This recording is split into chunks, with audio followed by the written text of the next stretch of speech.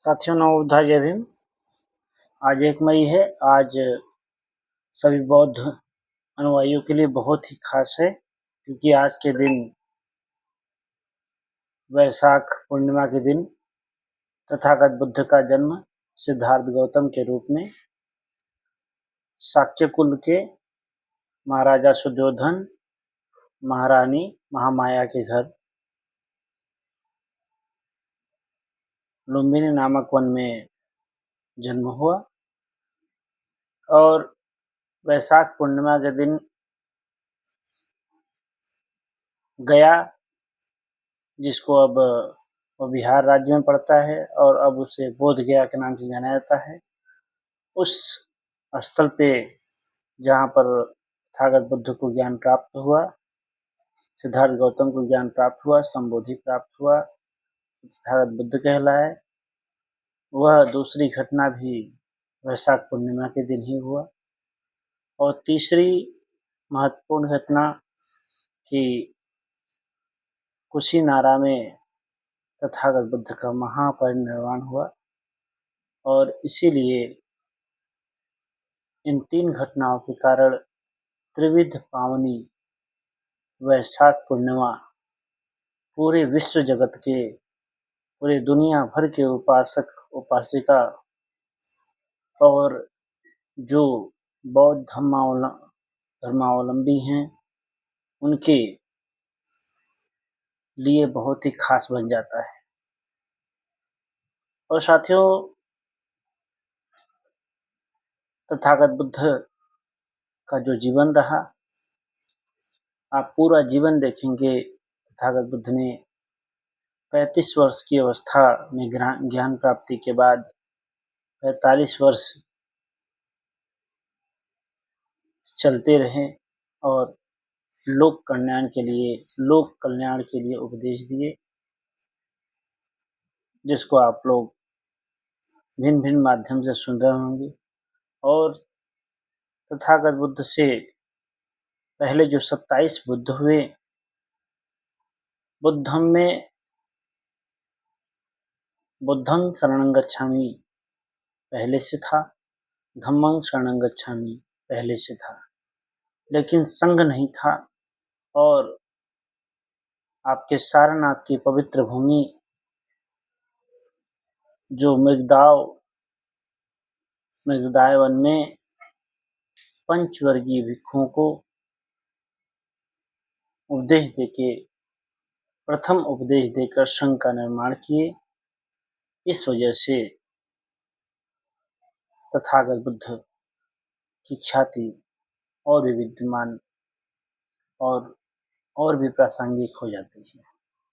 और आज अगर पूरे विश्व का कल्याण करना है तो तथागत बुद्ध की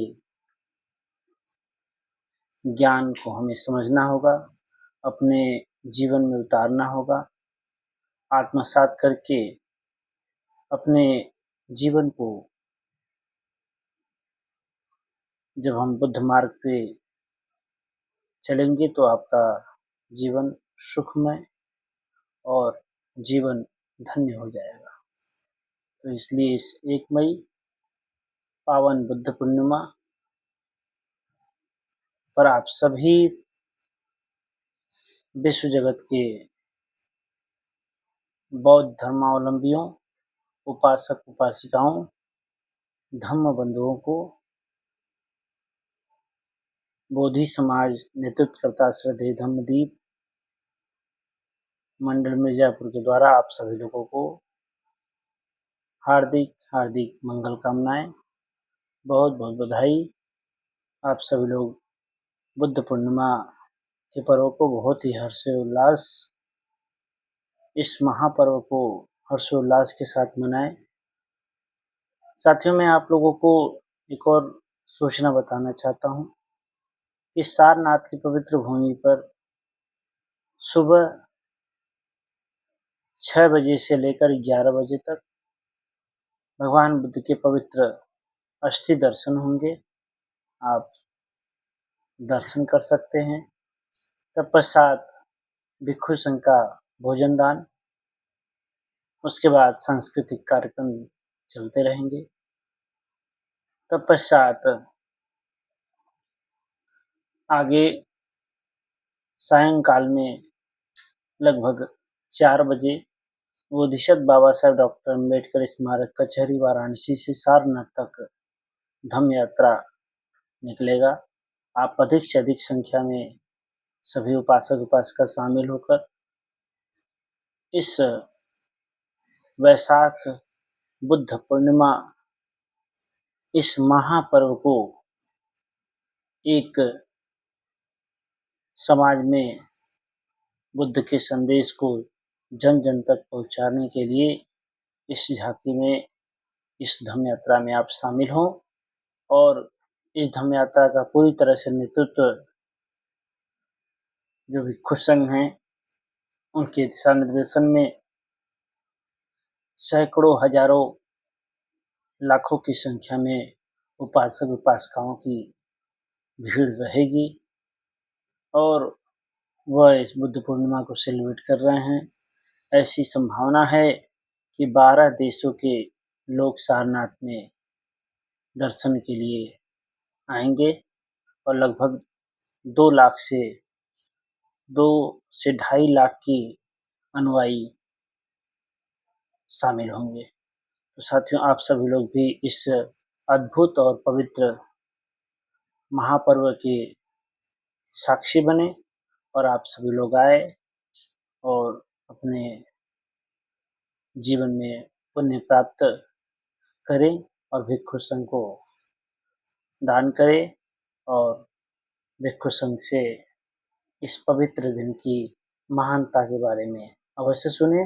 अपने बच्चों को आप अपने बौद्ध संस्कारों को अपने घरों में कराते रहें और बौद्ध संस्कारों को करते रहें, क्योंकि संस्कार जो होता है, संस्कारों से संस्कृति बनती है और संस्कृति आगे चलकर सभ्यता अर्थात पहचान हमारी बन जाता है और जब सभ्यता बन जाता है तो बाद में उस सभ्यता को मतलब उसी सभ्यता से बाद में उसको जाना जाता है धर्म के रूप में।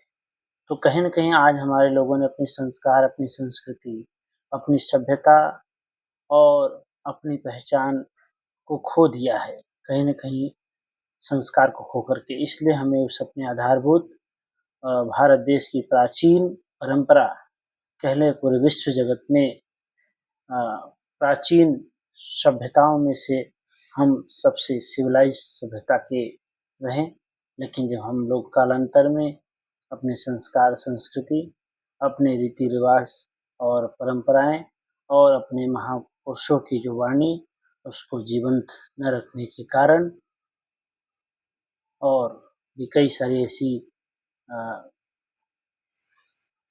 जो है कि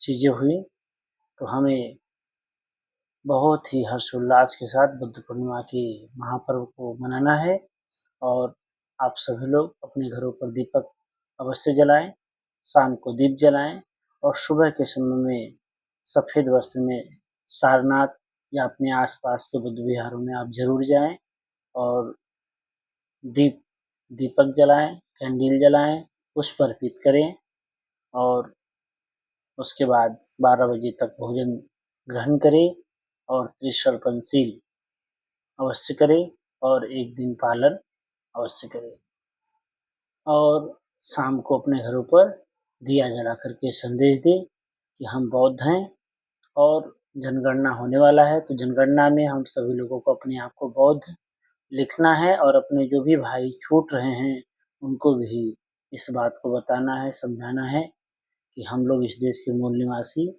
हम बौद्ध हैं, हम तथागत बुद्ध के वंशज हैं, हम धम्म राजा सम्राट अशोक के वंशज हैं, हम बोधिसत्व बाबा साहेब डॉक्टर भीमराव अम्बेडकर के वंशज हैं साथियों। तो हमें अपने आप को बौद्ध कहना, बौद्ध लिखना, बौद्ध दिखना है, तब जाकर महापुरुषों का सपना साकार होगा।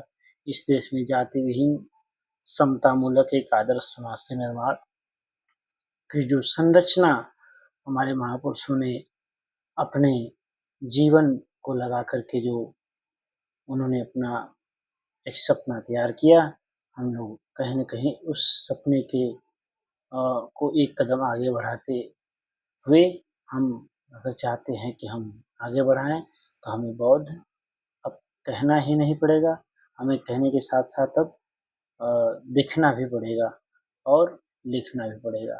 साथियों, मैं बुद्धिस्ट लीडर धम्मदीप मंडल मिर्जापुर। हमारे चैनल आप सभी लोग लाइक करें, सब्सक्राइब करें और फॉलो करें और लगातार शेयर करते रहें और अपनी प्रतिक्रिया हमें कमेंट के रूप में देते रहें। जैसा कि हमारे चैनल धम्मदीप 563 यूट्यूब पर धम्मदीप 563 आप सभी लोग जरूर देखें। इन्हीं सब बातों के साथ आप सभी लोगों को सादर नमोधाय। जय भीम।